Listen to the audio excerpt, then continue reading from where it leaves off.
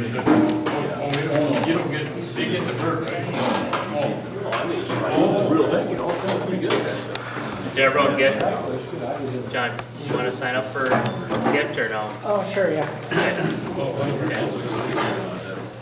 I could probably get you some of it tonight. I think I got one block of wood left, but it's got a nasty knot in it, so I'll get you a different block.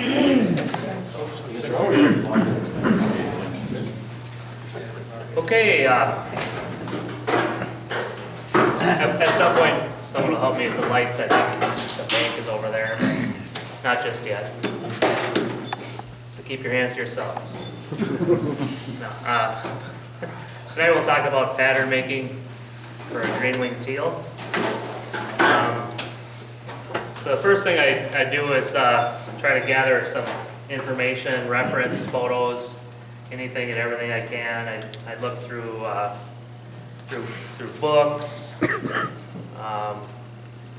online. But like for example, this book here, I think we might have in the library. It's Complete Waterfowl Studies.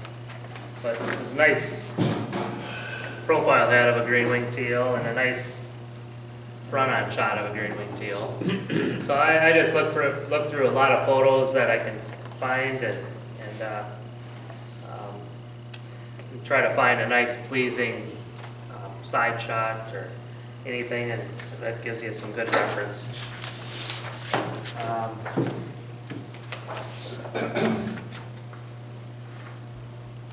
And even some back shots of photos too. You really don't need in your pattern making, but it's something to keep in mind when you're drawing your pattern. If you want to have a wing out, you know, just to get an idea of, you know, how much wood to kind of allow and things like that. So, I would say if you're going to do a like wing out or something like that, you might want to consider doing a clay model and then making a pattern off of that. So sometimes it's easier with a clay model, just a quick. It doesn't have to be right down to the thing, but just to give you a good idea, a good starting point. A lot of photos I find, I go online and Google or search, I type in green-winged teal, and then push images, and just get thousands of pictures of green-winged teal or any duck, bird, fish you can think of. So, I've got a bunch of photos here. This one's really small, but it's a really nice profile of a green-winged teal with a higher head. That's kind of where I came up with the higher head green-winged teal pattern that's up here. Here's one that's kind of more traditional with the lower head, but still a nice picture profile. Here's a nicer, bigger picture of a green-winged teal with a higher head. It's got a nice profile of the body and head. Just got an open mouth, so if you want to carve one with an open mouth, you could. Otherwise, you can just adjust it to a closed mouth one. But this is a nice profile of a green-winged teal.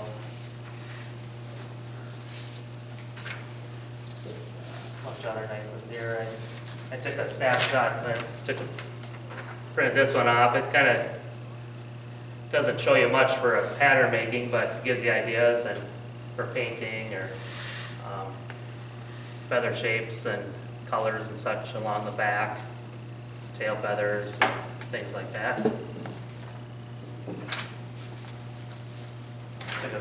Printed this picture off, kind of shows the under wing coloration and such. You get a lot of information off these pictures. Another one in here. I'll show you. Here's one from behind. It gives you a nice look of what they look like from behind.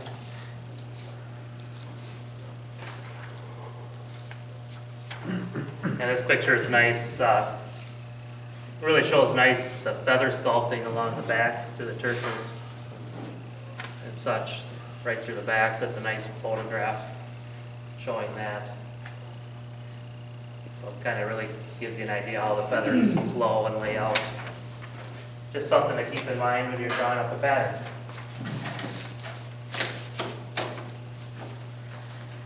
So how I've been doing it the last few years, I dropped my patterns is, I guess before I got this projector thing, here's, I found this laying in my shop. This is how I made the pattern for the farthest one away. I found a picture of a green-winged teal. I don't even remember how I got it in color, and I'm not sure how I blew this up, but I don't remember. Like, I blew it up and to scale somehow, and in color, and then I just kind of added the bottom 3/4 of an inch or so to give me the water line, because this must have been on the water line. And this, this profile showed a lot of feather layout. There's a nice side profile shot, and that's how I developed the pattern of the one farthest away. So that's one way of doing it. And how I did it, I'm sure, is I found a picture. It doesn't have to be in color. You can get a black and white shot, and you got access to a copier, or a copy center, or something like that. What I do is take a study bill.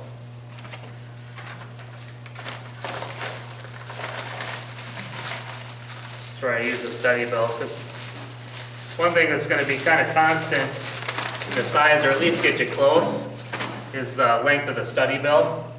So if you take your photograph and blow up, you have a nice profile of a bird you're going to do, just blow up the image. A lot of those copiers, you can go 10%, 20%, 22%, 23, 28, 42, just get it blown up to where it's pretty close to the same length. And it's a pretty good chance you're in the ball game. You're pretty close to the size of the duck that you need. So I'm basically doing that with this projector. Only I'm not going to a copier and playing around with percentages. I'm just moving this back and forth to get it to the size I need. So we'll go ahead and draw one up here. Just not sure which is going to be the bigger picture or the smaller picture that's going to work here. So I'm going to start with the smaller one and see what happens. Someone mind hitting the light, please?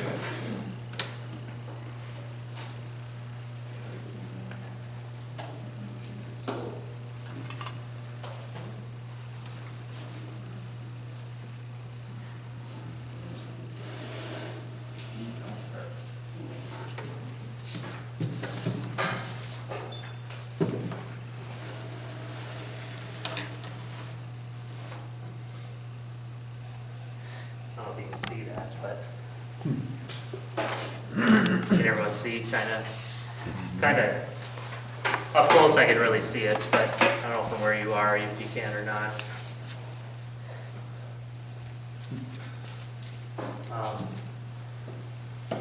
I need to make it a little bigger, so I'm back going to be able to go kind of chord challenge here. Well, you'll get the idea.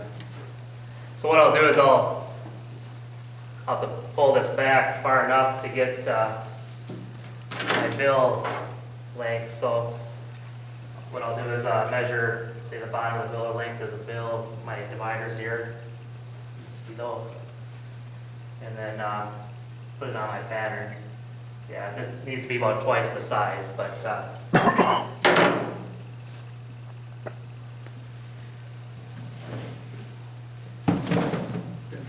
different idea here. Okay.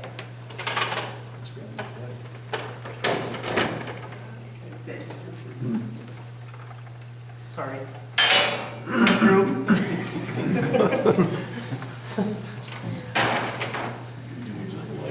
All right. Oh, okay, we're good. So I'll draw this right on the paint here. They'll never know it was us.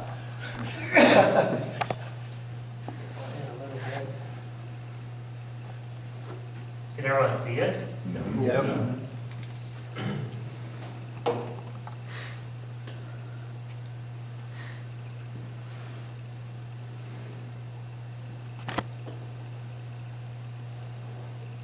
pretty close right there.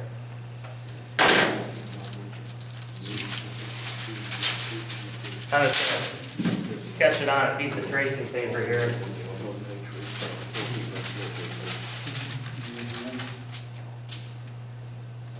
start with that eye.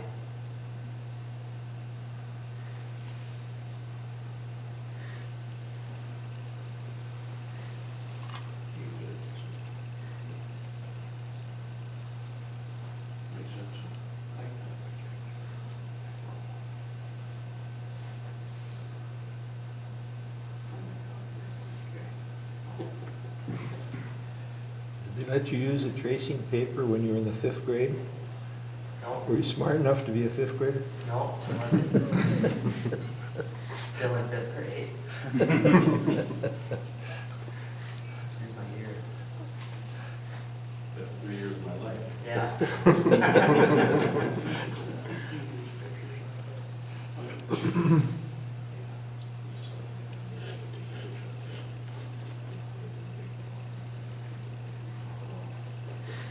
And just try to trace on as much detail as you can or see.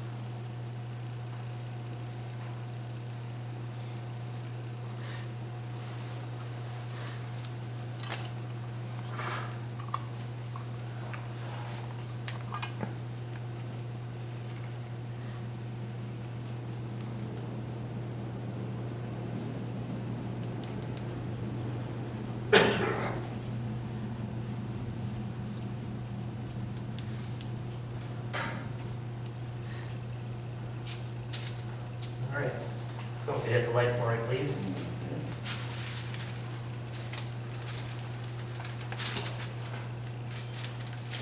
Just kind of a quick sketch of a screaming teal. That gives you a good starting point with a pattern and just refine it and so not too far off from what I got there, probably a little bigger. You actually use the bill then for the scale? Yeah, that's what I use to kind of get the scale. So I think I'm a little on the long side, but that kind of gives you an idea of side profile. I spend a lot of time drawing up patterns. I'm sure everyone does. A lot of times what I'll do is I'll sketch this in and then sit down at a desk and just fine tune things and then do another one, pick out another picture and then do another picture or a different pose or something different and then when I'm done drawing a few of them, I'll put them up and that one really catches my eye, that's the one. So as you can see, it doesn't take long to do and kind of gets you off and running in a direction. Now I'm going to get rid of this thing. So we'll draw up a top profile. You know, those are a little more, unless you can get a good top shot, a little harder to come by on a photograph.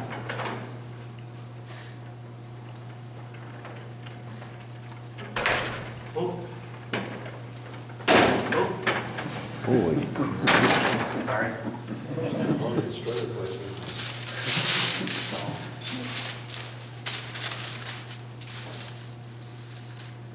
So what I'll do is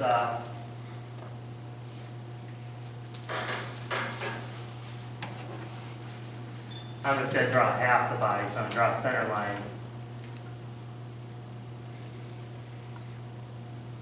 So there's the front of the breast, so I'm gonna transfer that over.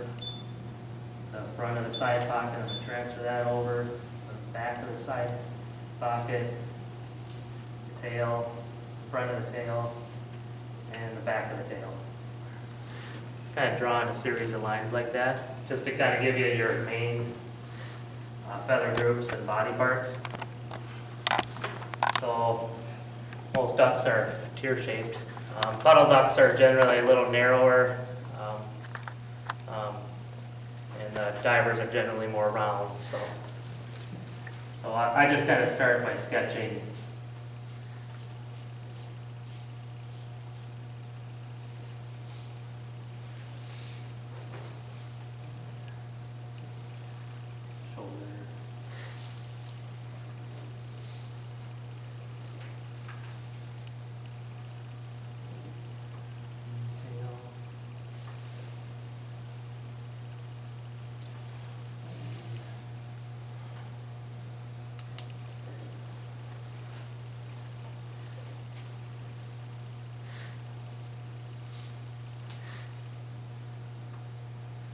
Kind of gives you a general idea of how to kind of get that top profile. And then if you got enough paper, you just take it and fold it on the center line and trace the other side, and you'll end up with a perfect top pattern. Both sides will be the same.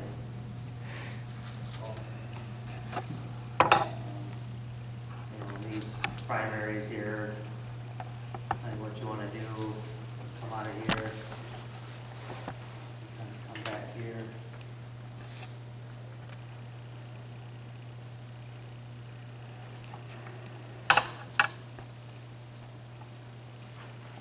So these guys come off here, over here.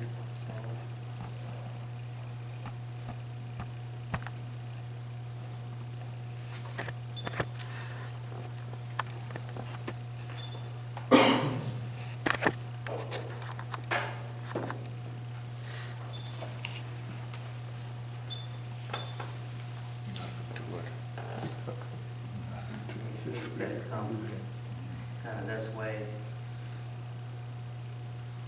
All these kind of come off the back that way, so.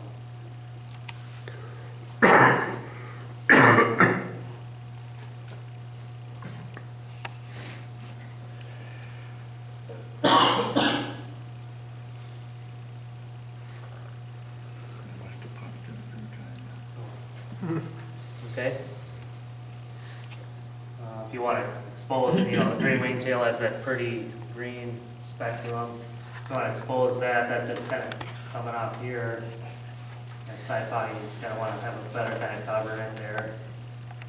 And then you can show some of that green. This is the bottom side of the side pocket. But in the pattern, you really don't need to. You just want to know that you want to do that. For example, what I'm talking about, this pattern here, I don't have it drawn in, but I carved it in. So what I'm talking about is this green speculum here. So it's something you can add in as you're carving, but you kind of want to have a thought for thinking about it. You have to know it right away when you start carving, to make sure you leave enough wood there to do that. But that's just some different things you can do. This is the pattern for this cutout, but it's something you just added as you go. So the differences between these two patterns are mainly in the back. If you look at the backs of them, the primary feathers are up on this one and they're dropped on this one.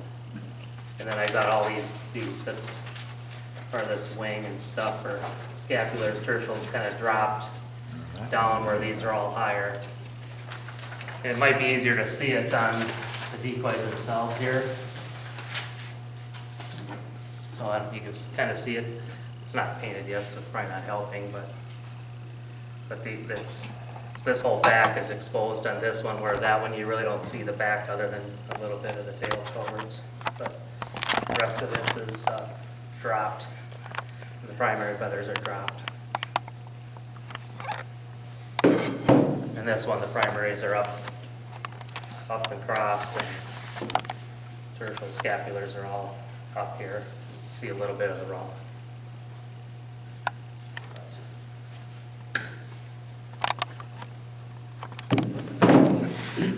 Any questions on? Find that tracer machine here in one of the shops in the city. Yeah, Dick Blick, I bought that a couple years ago. I think they're 60, 70 bucks, I think. More than that. Are they? Okay. They got a catalog out now, everything on sale. I bought That's one, on there. I don't pay that much money. They're I think they're under $100, I think. Oh, They're less than 100, but the copy machines work too. So, but Tom, have you found a good way to use DVDs or video, well, DVDs in particular on television, to be able to transfer the image off from there other than drawing on your television set? I've tried that and it just doesn't work. It didn't work for me. So I got the old duck blind videos, you know, and they're not real clear to begin with, and then you pause them and they kind of, when they're paused, they don't sit perfectly still. At least those, I think the VCR tapes don't, maybe a DVD. Right, well, like Nature had a special on ducks a couple of years ago, recorded it on a DVD, and there's some beautiful footage on it. Oh, really? But I can't, well, the golden eye scratching its chin.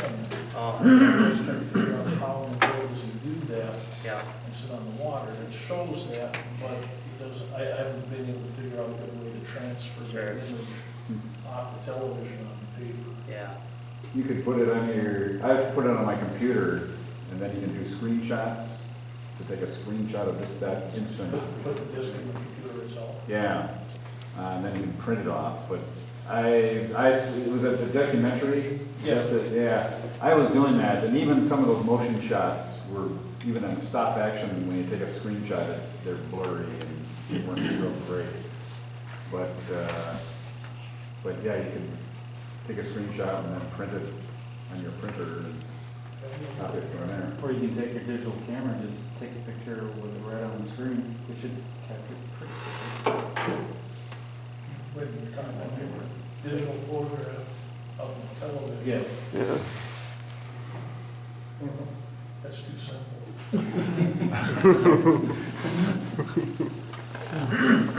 You pull photos off the internet, and then yeah. another thing you can do is you can save them as images, Mhm. and then send them off to Sam's Club and get 8x10s, and they're $1, Oh, really? $1.50, something like that. Oh. You get really nice, you know, but you just have to be careful as how big Yeah, the shot is, and how much memory it takes. sure. But that works pretty well too for Yeah. reference pictures. Good idea. When we were at this thing for the intergenerational thing for the kids, they did all kinds of things with paint and Photoshop that I bet you could do with these. I'm sure. They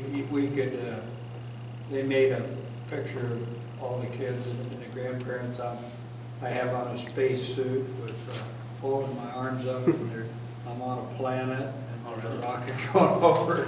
Yeah. And then but it's interesting what you can do with Yeah, those paint and Photoshop programs. yeah. But this is easy. I bought one of these after Tom told us about it. I think I got mine at Decoy too. Yeah, But I might have bought it off the internet too, because sometimes Yeah. Decoy's kind of good. yeah. You can get, I'm sure, good deals online. I've got a light table. Oh, I do the same thing, I get pictures off the internet, and I blow them up or reduce them on the Yeah. printer. Yeah. And I'll make a pattern off set it on a light table and trace over it. well, Then the same. yeah.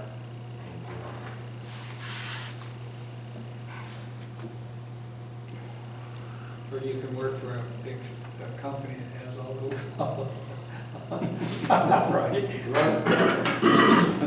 Set the water printer up, keep it away 3 foot if you want. Yeah, right.